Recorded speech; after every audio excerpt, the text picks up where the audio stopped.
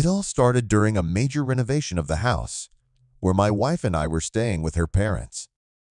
We all slept together on the floor in a makeshift room, my father-in-law and I on the edges, our wives in the middle, while work was in full swing in the other rooms. Workers were replacing doors, windows, floors in general, everything that had fallen into disrepair.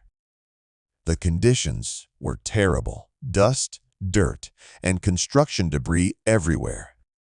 My mother-in-law, Laura, tried her best to keep things tidy, but you know how renovations go.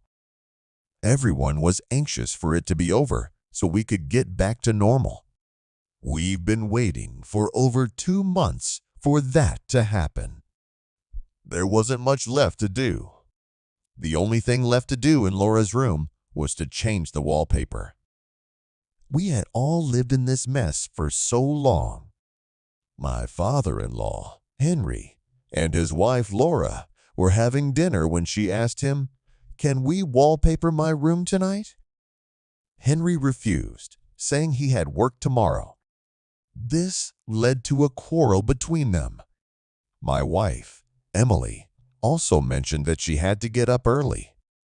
I was uncomfortable refusing, even though I had been helping the workers in our own room all day.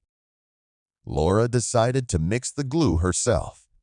We caulked the windows and the doors in her room to make sure the wallpaper would stick properly. I was in old jeans and a t-shirt, and Laura was in a t-shirt and shorts. I hadn't noticed how attractive she was before she seemed to glow with beauty.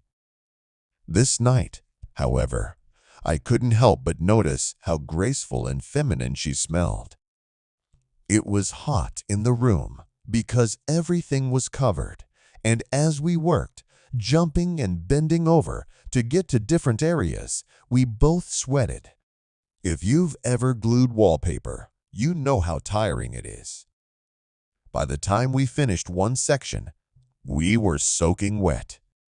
I ended up taking off my shirt to cool off and was left in just my pants, which were also damp with sweat. Laura was visibly tired too, but something about this moment felt right. I couldn't take my eyes off her, and an idea began to form in my head.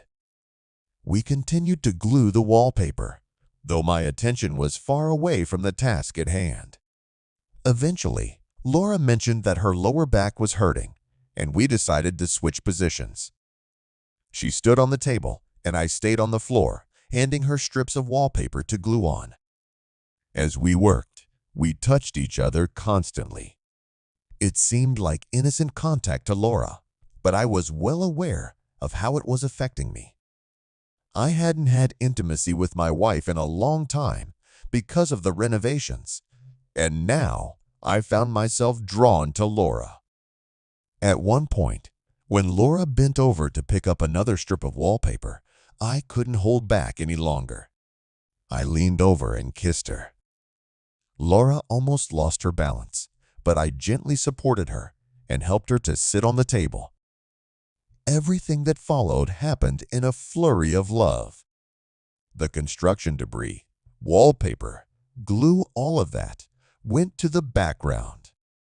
After that, exhausted but satisfied, we went to bed, having agreed to behave as if nothing had happened and not to tell anyone about it.